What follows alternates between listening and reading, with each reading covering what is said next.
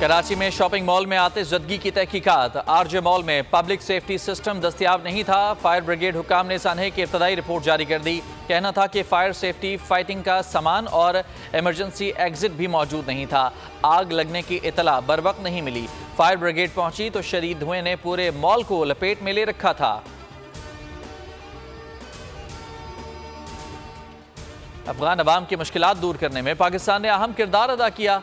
अमरीकी सफ़ीर Donald Bloom का पाकिस्तान की सिफारती कोशिशों को खिराजी तहसीन पेश। पेशावर में गुफ्तगू में कहा कि पाकिस्तान ने कई अशरों तक अफगान महाजरीन की मेज़बानी की। सहूलियात की फराहमी के लिए पाकिस्तान की मुआवनत जारी रखेंगे।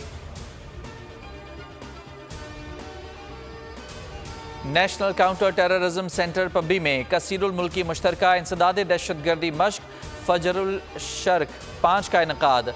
2 हफ्ते जारी रहने वाली मशकों में दोस्त ममालिक के दस्ते शरीक हुए। ISPR के मुताबिक दोस्त ममालिक के दस्तों का मशकों में भरपूर जोश व जज्बे का इजहार।